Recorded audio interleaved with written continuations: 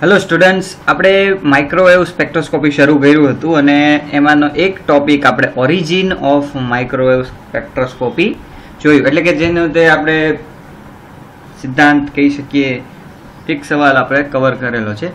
આજે આપણે કવર કરવાનું છે ક્લાસિફિકેશન ઓફ મોલેક્યુલ્સ. કેટલા પ્રકારના અણુઓ જોવા મળે છે માઇક્રોવેવ સ્પેક્ટ્રોસ્કોપીમાં. હવે એ વસ્તુ યાદ રાખજો કે ક્લાસિફિકેશન ઓફ મોલેક્યુલ્સ છે અને શું કહેવાય ટાઈપ્સ ઓફ આયન્સ, ઈ જે છે સવાલ ઈ આપણને માસ સ્પેક્ટ્રોમીટરમાં જોવા મળશે, બરોબર? Types of ion. અને અહીંયા છે ક્લાસિફિકેશન ઓફ, એટલે આ બંને ક્વેશ્ચનમાં તમારે કન્ફ્યુઝ થવાનું નથી. પહેલામાં આયનોના જુદા જુદા આયનોના પ્રકારો પૂછવામાં આવેલા છે અને એ છે માસ એટલે કે દ્રવ્યમાન વર્ણપટ માટે. એટલે સવાલ જ્યારે પૂછાય ત્યારે સરખી રીતે વાંચજો. પહેલા સવાલ કયા ચેપ્ટરનો છે એ સમજજો, પછી એનો આન્સર લખજો. અને અહીંયા જે સવાલ પૂછવામાં આવ્યો છે એ છે ક્લાસિફિકેશન ઓફ મોલેક્યુલ્સ, બરોબર? એમાં આપણે જોવાના છીએ લિનિયર, સ્ફેરિકલ ટોપ, સિમેટ્રિકલ ટોપ, બરોબર, પ્રોલેઝ, ઓબ્લેઝ અને એસિમેટ્રિક ટોપ મોલેક્યુલ્સ. આટલા ટાઈપના આપણે અલગ અલગ મોલેક્યુલ્સ જોવાના થશે. પણ એ પહેલા આપણે થોડું ફિઝિક્સ અહીંયા શીખવું પડશે, બરોબર? હું એમ નથી કહેતો બહુ બધું, પણ થોડી આપણને ખ્યાલ આપણે કરવો પડશે કે શું છે, આપણે શું જોવાના છીએ આગળ, બરોબર? તો એની માટે સૌ પહેલા આપણને ખ્યાલ છે કે લિનિયર મોમેન્ટમ જે છે પી, લિનિયર મોમેન્ટમ જે છે એ P is equal to m into V. આ બધાના ખ્યાલ છે આપણને, બરોબર? કે લિનિયર મોમેન્ટમ જે છે P is equal to m into V, જ્યાં v શું છે? લિનિયર વેલોસિટી, અને m જે છે એ છે માસ, બરોબર? લિનિયર વેલોસિટી અને m શું છે? માસ. હવે આ લિનિયર મોશન માટે છે. લિનિયર મોશન એટલે કે શું? તે પાથ એવો કેવો હોય છે? સીધો હોય છે, લિનિયર. પણ જ્યારે આપણે રોટેશનલ મોમેન્ટની વાત કરીએ, કોઈ પણ પદાર્થ કે અણુ જ્યારે વર્તુળાકાર પથ પર ગતિ કરતો હોય ત્યારે તેનું મોમેન્ટમ શું થશે? તો લિનિયર મોમેન્ટમ માટે P is equal two mv છે. એ જ રીતે rotational momentum is equal two I into omega. તો હવે અહીંયા જેમ v લિનિયર વેલોસિટી છે તેમ અહીંયા ઓમેગા જે છે એ છે એંગ્યુલર વેલોસિટી. ક્લિયર? રોટેશનલ, આપણે રોટેશનલ સ્પેક્ટ્રોસ્કોપી જોઈએ છે એટલે આપણા માટે કામની વસ્તુ આ છે, બરોબર? હવે જેમ અહીંયા લિનિયર વેલોસિટી v છે તેમ અહીંયા ઓમેગા છે એ એંગ્યુલર વેલોસિટી છે. હવે અહીંયા જ્યારે m માસ છે ત્યારે આપણે કંઈક એવો આઈડિયા આવે કે જે આ મોમેન્ટ ઓફ ઇનર્શિયા I એ માસને રિલેટેડ છે, બરોબર? ક્યાંક સમહાવ એમાં ક્યાંક માસ ઇન્વોલ્વ થતું હોય છે, બરોબર? એટલે જે મોમેન્ટ ઓફ ઇનર્શિયા જે છે I એ છે m ઇન્ટુ આર સ્ક્વેર. જ્યારે એક સિંગલ મોલેક્યુલ રોટેશન કરતો હોય, બરોબર? જ્યારે એક સિંગલ મોલેક્યુલ જે છે એ રોટેશન કરતો હોય કોઈ પણ ડાયરેક્શનમાં, તો એનો જે m એટલે કે માસ અને r, m r square is equal two moment of inertia, બરોબર? હવે જે આ મોમેન્ટ ઓફ ઇનર્શિયા જે છે એ એકચ્યુઅલમાં શું છે? જ્યારે કોઈ પણ સિંગલ મોલેક્યુલ જ્યારે રોટેશનમાં ગતિ કરતો હોય ત્યારે I એટલે કે moment of inertia is equal two mr square. પણ શું છે શું મોમેન્ટ ઓફ ઇનર્શિયા? જડત્વની ચાક માત્રા, આપણે ગુજરાતીમાં એને જડત્વની ચાક માત્રા કહેવાય છે. તો મોમેન્ટ ઓફ ઇનર્શિયા શું છે? તો એક સિમ્પલ તમને ડેફિનેશન આપું, સમજાવું કે કોઈ પણ પદાર્થ છે, બરોબર? હવે આ મોલેક્યુલ જે છે એને મારે આવી રીતે વર્તુળાકાર પાથ પર ગતિ કરાવરાવી છે, તો એ એમ નામ તો ગતિ કરશે નહીં, તેને કોઈ પણ ફોર્સ આપવો પડશે આ ડાયરેક્શનમાં અહીંયાથી. બરાબર. હવે આ મોલેક્યુલને જ્યારે આપણે એ ફોર્સ આપીએ તો મિનિમમ ફોર્સ આપણે જ્યારે દઈએ છીએ કે એનાથી તે રોટેશન નથી કરતું, પછી થોડું વધારે આપણે ફોર્સ આપીએ, પછી થોડું વધારે આપીએ, પણ એક મોમેન્ટ એવી આપશે કે જે મોમેન્ટ જેટલા ફોર્સે આ રોટેશન કરશે. બરાબર. તો જ્યાં સુધી તેને પ્રતિકારકતા મળી, બરાબર, રોટેશન નથી થતું, તે સામે જેટલું ફોર્સ કરે છે, બરાબર, તો એ જે સામેનો ફોર્સ છે એને શું કહેવાય છે? Moment of inertia. એની વ્યાખ્યા શું થશે? અ quantity expressing a body's tendency to resist angular acceleration. Sorry. શું છે? A quantity expressing a body's tendency to resist. એટલે આપણે કોઈ પણ ફોર્સ આપીએ છીએ મોમેન્ટ કરાવવા માટે, પણ એ જેટલું સામે રેઝિસ્ટ કરશે, બરોબર, તો એ જેટલું રેઝિસ્ટ કરે કે આને એક્સેલરેશન ન મળે, તો એ રેઝિસ્ટન્સને શું કહેવાય છે? એ મોમેન્ટ ઓફ ઇનર્શિયા. સિમ્પલ બીજી લેંગ્વેજમાં હું તમને કહું કે આપણે જ્યારે ગાડી પર બેઠા હોઈએ, બરાબર, અને ગાડી એક જગ્યાએથી જાય છે બીજી જગ્યા તરફ, અને એની અંદર આપણે જો માનો કે બેઠા છીએ, હવે અચાનક જો આ ગાડી બ્રેક મારશે તો આપણી મૂવમેન્ટ, આપણે અંદર બેઠા છીએ, આપણી મૂવમેન્ટ કઈ તરફ જશે? આગળ તરફ જશે. તો એનો મતલબ શું થયો છે કે આ ગાડીએ આપણને જ્યારે એક્સેલરેશન આપ્યું છે ત્યારે આપણું કોઈ પણ એક ફોર્સ આ તરફ હશે, બરોબર. હવે એ જ છે મોમેન્ટ ઓફ ઇનર્શિયા, બરોબર. અને ટૂંકમાં આપણે સમજીએ તો જે રેઝિસ્ટન્સ કરે છે કે આને એક્સેલરેશન ન મળે, એ રેઝિસ્ટન્સને પણ આપણે મોમેન્ટ ઓફ ઇનર્શિયા કહી શકીએ. હવે જ્યારે આ સિંગ્યુલર અણુ હોય ત્યારે I is equal two mr square થશે, પણ જ્યારે આપણે ડાયએટોમિક મોલેક્યુલની વાત કરવાના છીએ હંમેશા, કારણ કે આપણે પરમેનન્ટ ડાયપોલ મોમેન્ટ જોતી હોય છે, બરોબર. તો એના માટે પાર્શિયલી પોઝિટિવ, નેગેટિવ એવો કોઈ પણ પદાર્થ હોવો જોઈએ. તો એના માટે મોમેન્ટ ઓફ ઇનર્શિયા શું થશે? તો માનો કે આ કોઈ પણ એક સેન્ટર ઓફ ગ્રેવિટી છે. હવે સેન્ટર ઓફ ગ્રેવિટી શું છે એ પણ ફિઝિક્સનો ટોપિક છે, બરાબર. પણ સિમ્પલ હું તમને કહું કે કોઈ પણ બે મોલેક્યુલ છે, બરાબર, હવે એના દળ અલગ અલગ હશે, તો જે દળ અલગ અલગ હશે તો તેનું સેન્ટર ઓફ ગ્રેવિટી પણ અલગ હશે. તો સિમ્પલ એ રીતે સમજીએ કે એ બંને જે પોઈન્ટ પર બેલેન્સ થતું હોય એ એનું સેન્ટર ઓફ ગ્રેવિટી કહેવાશે, બરાબર.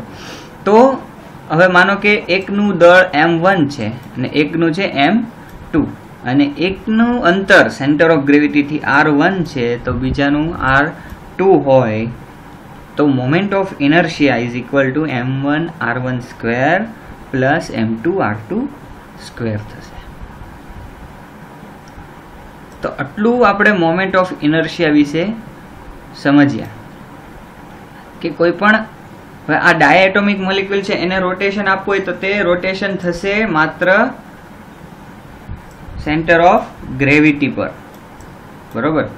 ત્રણેય અક્ષ પર આપણે જોઈએ તો સેન્ટર ઓફ ગ્રેવિટી પરથી જે લાઈન એક્સિસ બહાર નીકળશે x y and z, તો એ એના પર રોટેશન કરશે, બરોબર. અને જે મોમેન્ટ ઓફ ઇનર્શિયા ઉત્પન્ન થાય એ આપણે હવે આગળ ટાઈપ્સ ઓફ મોલેક્યુલમાં કામ લાગશે. તો આટલી વસ્તુ ક્લિયર કરવાની જરૂર હતી આ ટોપિક શરૂ કરતા પહેલા કે ટાઈપ્સ, ક્લાસિફિકેશન ઓફ મોલેક્યુલ્સ. 4 પ્રકાર છે મોલેક્યુલના. હવે આપણને મોમેન્ટ ઓફ ઇનર્શિયા સમજાઈ ગઈ છે, તો આ 4 પ્રકારના મોલેક્યુલ સમજવામાં બહુ વાર નહીં લાગે. તો કયા કયા છે? લિનિયર, સ્ફેરિકલ ટોપ, સિમેટ્રિકલ ટોપ અને એસિમેટ્રિક ટોપ મોલેક્યુલ. તો આ 4 પ્રકારના મોલેક્યુલ આપણે સમજી લેશું માત્ર ને માત્ર મોમેન્ટ ઓફ ઇનર્શિયાને ધ્યાનમાં રાખીને. બરોબર? તો આગળ વધીએ આપણે. અણુઓનું વર્ગીકરણ, ક્લાસિફિકેશન ઓફ મોલેક્યુલ્સ. ત્રિપરિમાણમાં પદાર્થનું ભ્રમણ એ તદ્દન સંકીર્ણ છે. દાખલા તરીકે ABC 3 અક્ષ પરસ્પર લંબ તથા કેન્દ્રમાંથી પસાર થતી ભ્રમણીય અક્ષ અણુમાં સમાયેલ હોય છે. આ અક્ષને મુખ્ય ભ્રમણીય અક્ષ કહે છે. એટલે કોઈ પણ માનો કે પદાર્થ હોય, બરોબર, તો એ પદાર્થ પરથી 3 અક્ષ નીકળે છે, A, B અને C, અને જે કેન્દ્ર પરથી પસાર થયેલી અક્ષ પણ હોય છે. બરોબર? અને એકબીજા સાથે 3 જડત્વની ચાક માત્રા ધરાવે છે. જડત્વની ચાક માત્રા મીન્સ આપણે આગળ જોયું તે મોમેન્ટ ઓફ ઇનર્શિયા. ઓકે, જડત્વની ચાક માત્રા which is moment of inertia. હવે જેને IA, IB અને IC તરીકે ઓળખવામાં આવે છે. એટલે માનો કે કોઈ એક પ્લેન છે, બરોબર, હવે તેમાં એક ડાયએટોમિક મોલેક્યુલ છે, આવી રીતે. તો તેમાંથી 3 અક્ષ કેવી પરસ્પર લંબ, એટલે XYZ હોય, 3 અક્ષ નીકળી, બરોબર, એક અહીંયાથી. હવે 3 અક્ષ ક્યાંથી પસાર થશે? તેના સેન્ટર ઓફ ગ્રેવિટી પરથી. બરોબર, એક આ હશે અને થર્ડ વન આવી છે. તો એને આ 3 અક્ષ એકબીજાથી શું છે? પરસ્પર લંબ છે. હવે 3 અક્ષ પર જ્યારે એ રોટેશન કરશે ત્યારે એની જડત્વની ચાક માત્રા છે. તો એ જડત્વની ચાક માત્રાને શેના દ્વારા સિમ્બોલાઇઝ કર્યું છે? IA, IB અને IC તરીકે. હવે અણુઓનું વર્ગીકરણ. હવે આપણે જે કાંઈ જોવાનું છે એ IA, IB અને IC પર જે કાંઈ આપણા મોલેક્યુલ્સ છે તેના ભ્રમણ જોવાના છે, અને તેના ભ્રમણ પર આ IA, IB અને IC ના મૂલ્યો કેવા છે એના પર તેનું વર્ગીકરણ ડિપેન્ડ કરે છે. તો અણુઓનું વર્ગીકરણ આ જડત્વની ચાક માત્રાના કિંમત પરથી કરવામાં આવે છે. આ જે IA, IB છે તેની કિંમત પરથી કરવામાં આવે છે, જેનો આધાર અણુઓના આકાર પર રહેલો છે. હવે જેવો આકાર હશે અણુનો એવો જ તેનો પ્રકાર હશે. બરોબર? તો 4 પ્રકાર છે: રેખીય અણુ, ગોળાકાર અણુ, સમમિત અણુ અને અસમમિત અણુ, linear molecule, spherical top molecule, symmetric molecule and asymmetric molecule. તો આ 4 પ્રકારના અણુ આપણને જોવાના છે. તો સૌ પ્રથમ આપણે શરૂ કરીએ રેખીય અણુથી. તો રેખીય અણુ આપણે એનું ઉદાહરણ લઈએ H, C અને L. બરોબર? HCl નું આપણે એક્ઝામ્પલ લઈએ. તો HCl માં શું છે? એ રેખીય અણુ છે સૌ પ્રથમ. હવે તેનું સેન્ટર ઓફ ગ્રેવિટી માનો કે અહીંયા છે, આ પોઈન્ટ.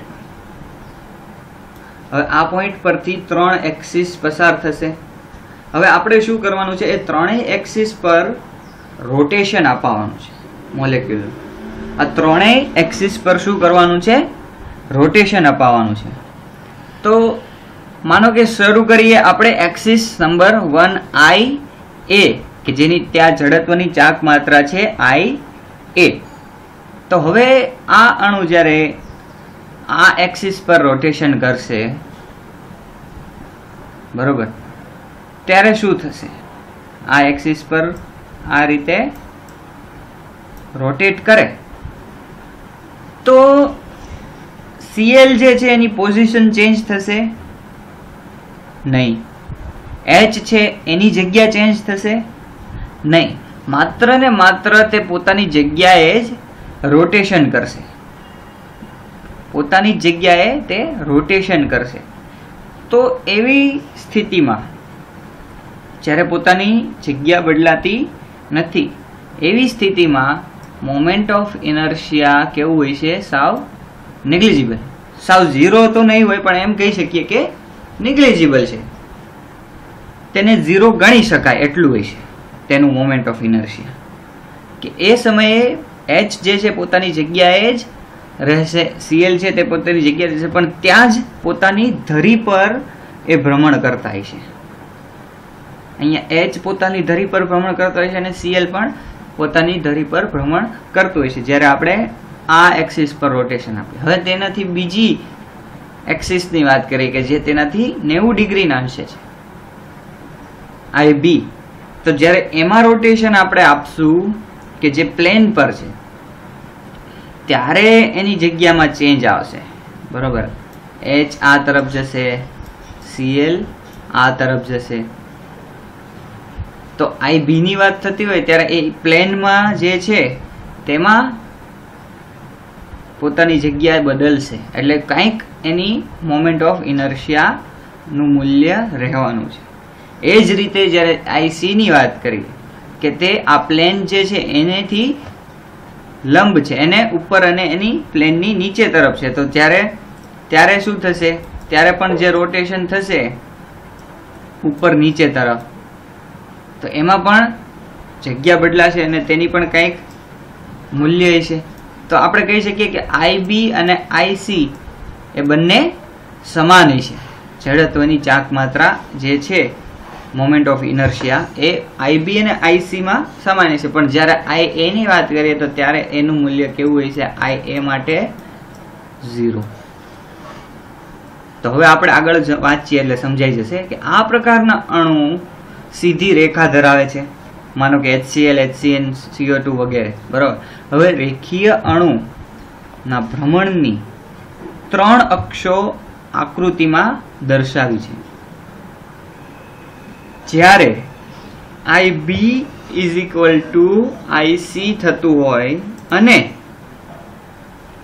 IA = 0 હોય ત્યારે તેને રેખીય અણુ કહેવાય છે. ક્યારે? જ્યારે IB અને IC સમાન હોય અને IA = 0 હોય ત્યારે તેને રેખીય અણુ કહે છે.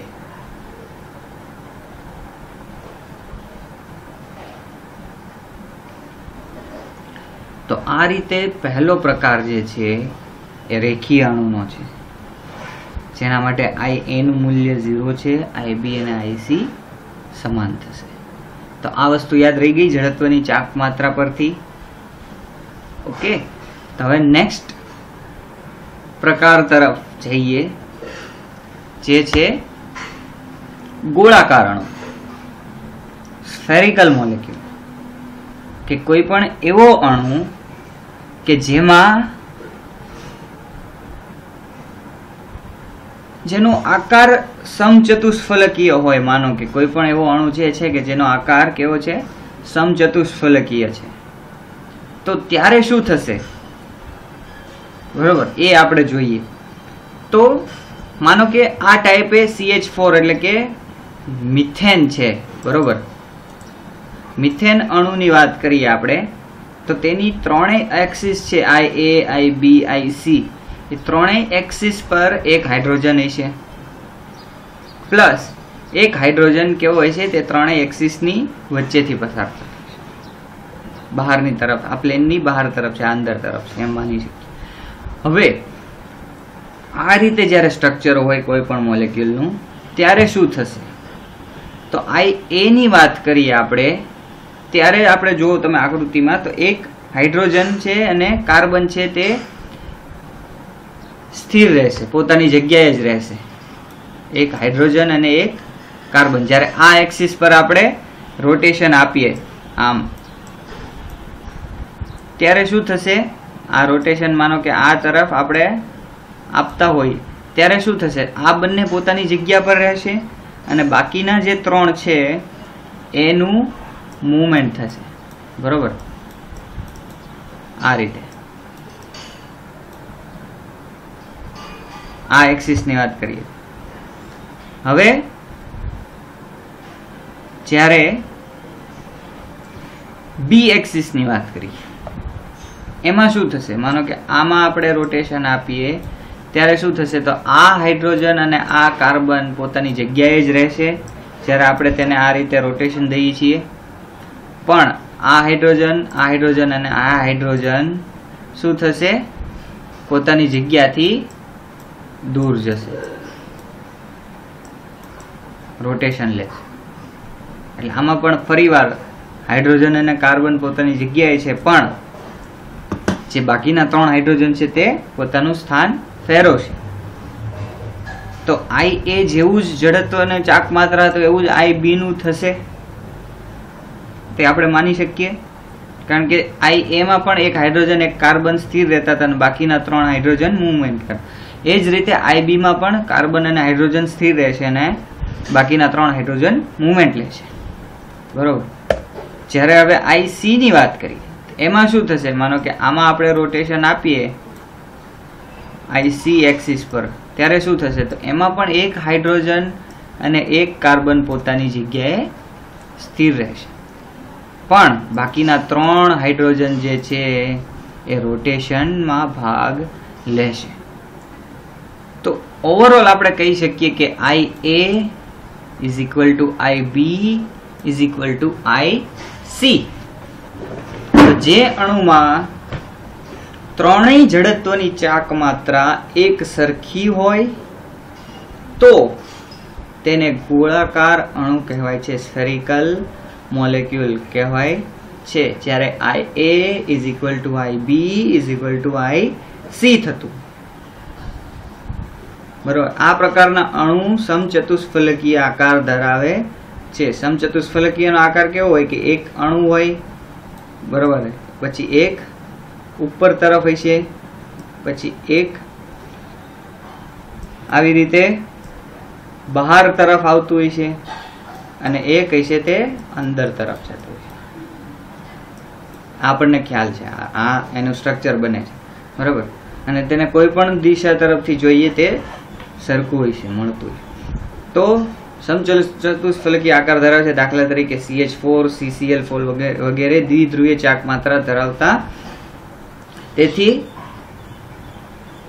ભ્રમણીય આ જે છે મોલેક્યુલ એમાં દ્વિધ્રુવીય ચાક માત્રા ધરાવતા નથી, એટલે એમાં ભ્રમણીય વર્ણપટ જોવા મળતો નથી. આપણને પહેલી શરત એ હતી કે જે મોલેક્યુલમાં પરમેનન્ટ ડાયપોલ મોમેન્ટ આવેલી હોય એ જ આપણને રોટેશનલ સ્પેક્ટ્રમ આપશે. રોટેશનલ સ્પેક્ટ્રા એનો જ મળશે જેમાં પરમેનન્ટ ડાયપોલ મોમેન્ટ આવેલી હોય, દ્વિધ્રુવી ચાક માત્રા આવેલી હોય તો જ. તો આ ગોળાકાર અણુની વાત થઈ ગઈ. તો આ રીતે જ્યારે I A is equal to I B is equal to I C હોય ત્યારે જે મળતો અણુ હોય એ કયો હોય છે, ગોળાકાર અણુ હોય છે. હવે નેક્સ્ટ આપણા પ્રકાર તરફ આગળ વધીએ, સમમિત અણુ. હવે સમમિત અણુ જે છે એ ગોળાકાર અણુની જેમ જ છે, પણ માત્ર એક જ અણુ જુદો છે. બરોબર. 4 હાઇડ્રોજન હતા એની બદલે એક હાઇડ્રોજનની જગ્યાએ આપણે માનો કે ફ્લોરિન મૂકી દઈએ. એ હાઇડ્રોજનની જગ્યાએ જો ફ્લોરિન હોય તો હવે આ બધા જ કાર્બન સાથે જે જોડાયેલા છે એના દળ સમાન નથી. જે આપણે ગોળાકાર અણુમાં જોયું હતું કે બધા જ હાઇડ્રોજન છે, એટલે કોઈ પણ દિશા તરફ આપણે રોટેશન દેશું તો 3 હાઇડ્રોજન હશે તે મૂવમેન્ટ કરતા હશે. બરોબર. એક સ્થિર રહેશે અને બાકીના 3 હાઇડ્રોજન જ હશે જે સમાન દળ ધરાવે છે તે રોટેશન કરતા હશે. પણ in case of symmetrical top molecule શું થશે, માનો કે આ એક્સિસ પર આપણે રોટેશન આપીએ, આ એક્સિસ પર તે આપણે રોટેશન કરીએ તો શું થશે, F અને C કોમન રહેશે, એની પોતાની જગ્યાએ જ રહેશે, પણ 3 હાઇડ્રોજન મૂવમેન્ટ કરે છે. આઈ એ ના કેસમાં શું છે? 3 હાઇડ્રોજન મૂવમેન્ટ કરે છે.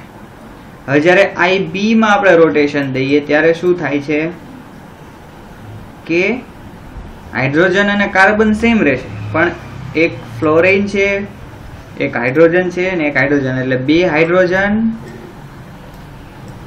અને એક ફ્લોરિન મૂવમેન્ટ કરશે. અને આઈસી ના કેસમાં શું છે? એમાં પણ એક હાઇડ્રોજન કાર્બન સ્થિર રહેશે, પણ ત્યારે 2 હાઇડ્રોજન અને એક ફ્લોરિન મૂવમેન્ટ થશે. તો આપણે કહી શકીએ આમાં 2 હાઇડ્રોજન મૂવમેન્ટ કરે છે અને એક ફ્લોરિન મૂવમેન્ટ કરે છે. આમાં પણ 2 હાઇડ્રોજન મૂવમેન્ટ કરે છે અને એક ફ્લોરિન મૂવમેન્ટ કરે છે. જ્યારે આઈ એ ના કેસમાં શું છે કે 3 હાઇડ્રોજન મૂવમેન્ટ કરે છે.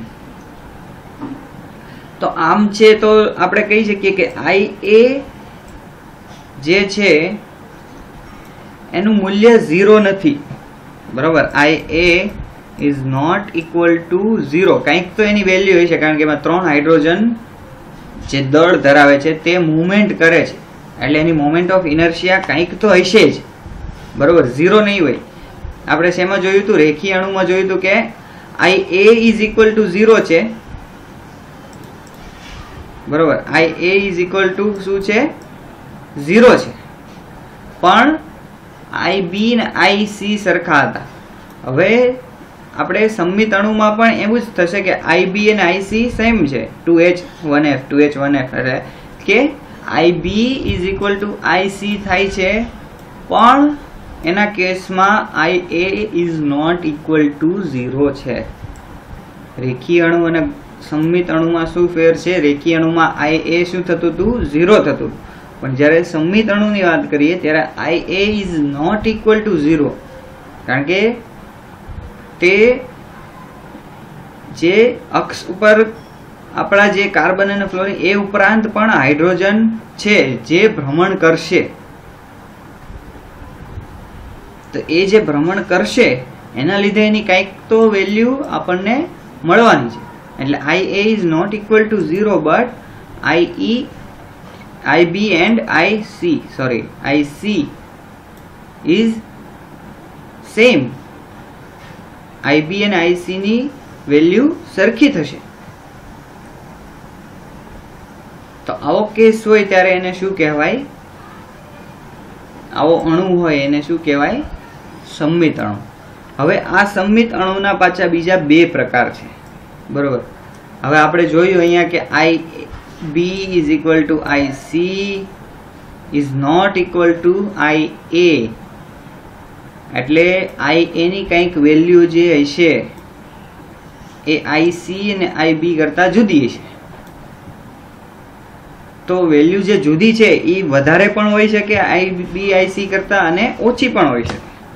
તો એ રીતે એના 2 પ્રકાર પડે છે. જો આઈ એ ની વેલ્યુ આઈ બી અને આઈ સી કરતા ઓછી હોય, બરોબર, I B is equal to I C is greater than I A, ત્યારે એવા અણુને પ્રોલેજ સિમેટ્રિક ટોપ અણુ કહેવાય છે, કે જ્યારે I B I C is greater than I એ.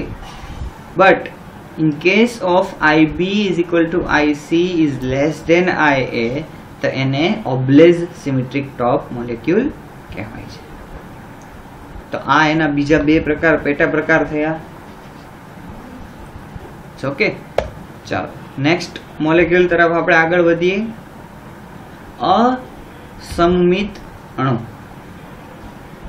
કે આ એવો અણુ છે કે જેની 3 એક્સિસ, જેનું સેન્ટર ઓફ ગ્રેવિટી પરથી નીકળતી 3 એક્સિસ, હવે આ 3 એક્સિસ પર અલગ અલગ મૂલ્ય મળતું હોય આપણને, આઈ એ નું, આઈ બી નું અને આઈ સી નું. આપણે જો આઈ સી પર જ્યારે રોટેશન કરીએ ત્યારે આ 2 હાઇડ્રોજન આખા આમ રોટેશન કરશે ઉપરથી નીચે તરફ. પછી જ્યારે આઈ બી ની વાત કરીએ ત્યારે 2 આ તરફ કરશે, અને આઈ સી ની વાત કરીએ ત્યારે અલગ અલગ મુવમેન્ટ થશે. તો આપણને ખબર પડે કે IA is not equal to IB is not equal to IC. એ જ રીતે IA is not equal to IC. તો એ ત્રણેય એકબીજાથી જુદા જુદા હોય ત્યારે એવા કેસમાં જે અણુ મળે આપણને કે જેની ત્રણેય એક્સિસ પરની જડત્વની ચાક માત્રાના મૂલ્ય અલગ અલગ હોય, તો એવા અણુને અસમમિત અણુ એસિમેટ્રિકલ ટોપ મોલેક્યુલ કહેવાય છે. તો આ 4 પ્રકાર છે, ખૂબ જ ઈઝી છે, બરોબર.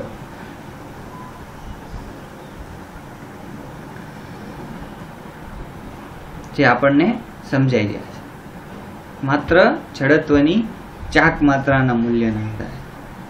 તો આપણે શું જોયું? પહેલા તો લિનિયર મોમેન્ટમ માટે P is equal two mv. એ જ રીતે રોટેશનલ મોમેન્ટમ માટે શું થશે? I into omega. જ્યાં v લિનિયર વેલોસિટી હોય તો ઓમેગા એંગ્યુલર વેલોસિટી છે, m માસ છે તો I જે છે એ મોમેન્ટ ઓફ ઇનર્શિયા છે, જે માસને કંઈક રિલેટેડ હશે. તો એ જે દળ છે એને રોટેશન કરવા માટે જે આપણે ટોર્ક લગાડવું પડે, એ ટોર્ક સામે જે રેઝિસ્ટન્સ રેઝિસ્ટ કરે છે કે જે એંગ્યુલર એક્સેલરેશન ન મળે, એને આપણે મોમેન્ટ ઓફ ઇનર્શિયા એટલે કે જડત્વની ચાક માત્રા કહેવાય. જેની વ્યાખ્યા પણ જોઈ, quantity expressing a body's tendency to resist angular acceleration. Or એની બીજી પણ એક વ્યાખ્યા જે છે એ શું છે? The amount of torque required to rotate a body or accelerate its motion. કે amount of torque કે force. ટોર્ક એક બળ છે કે જે એંગ્યુલર મોમેન્ટમાં આપણને રોટેશનલ મોમેન્ટમાં કોઈ પણ વસ્તુને ફેરવવામાં મદદ કરે. જેવી રીતે કોઈ પદાર્થ લિનિયર હોય, એક જગ્યાએથી બીજી જગ્યાએ લઈ જવો હોય તો તેને આ તરફ ફોર્સ આપવો પડે છે, ત્યારે એ મૂવમેન્ટ કરશે. એ જ રીતે જ્યારે એંગ્યુલર મોમેન્ટની વાત થાય, એંગ્યુલર રોટેશનની વાત થતી હોય, ત્યારે જે ફોર્સ લગાડવામાં આવે એને ટોર્ક કહેવામાં આવે છે. પછી આપણે 4 પ્રકાર જોયા: લિનિયર, સિમેટ્રિક ટોપ મોલેક્યુલ, સ્ફેરિકલ ટોપ મોલેક્યુલ અને એસિમેટ્રિક ટોપ મોલેક્યુલ. લિનિયરમાં શું જોયું હતું આપણે કે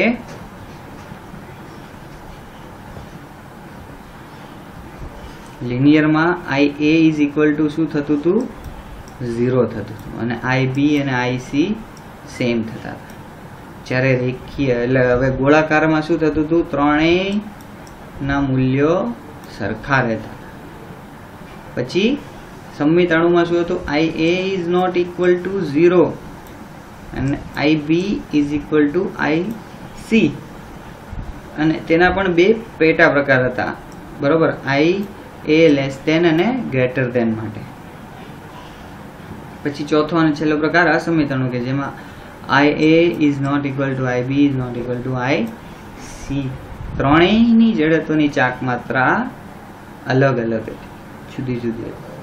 તો આ રીતે 4 પ્રકાર મોલેક્યુલના આપણે ભણ્યા છીએ, બરોબર. અને એ રીતે આપણો કયો ટોપિક પૂરો થઈ ગયો છે? Classification of molecules, linear molecule એટલે કે રેખીય અણુ, સ્ફેરિકલ ટોપ મોલેક્યુલ એટલે કે ગોળાકાર અણુ, સિમેટ્રિક ટોપ મોલેક્યુલ એટલે કે સમમિત અણુ. પછી એના 2 પેટા પ્રકાર આપણે જોયા, ફરોલેઝ એન્ડ ઓબ્લેઝ સિમેટ્રિક ટોપ મોલેક્યુલ્સ. અને ચોથું જોયું એસિમેટ્રિક ટોપ મોલેક્યુલ્સ. હવેના ટોપિકમાં આપણે જોવાના છીએ rigid rotator model of diatomic molecule. પછી આવશે સિલેક્શન રૂલ. પછી derivation of rotation of frequency equation, એક ઇક્વેશનનું આપણે ડેરિવેશન કરવાનું છે. And then last application of rotational spectra, એટલે કે 1, 2, 3 અને 4 ટોપિક રહેશે આ યુનિટના. બાકી બધા ટોપિક આપણે કવર કર્યા છે. હવે 4 ટોપિક બાકીના આપણે નેક્સ્ટ વિડીયોમાં જોશું. એક પછી એક અલગ અલગ વિડીયો બનાવશું અને તેમાં આ બાકીના 4 ટોપિક કવર કરશું. ત્યાં સુધી તમે નોટ્સ બનાવતા રહેજો, જે કાંઈ આ વિડીયો લેક્ચર બને છે તેની નોટ્સ બનાવતા રહેજો, સાથે સાથે લખતા જજો, બરોબર. અને તમારી એક બુક બનાવો, ફેર બુક, જેમાં આ બધું રેકોર્ડ રહે. Thank you.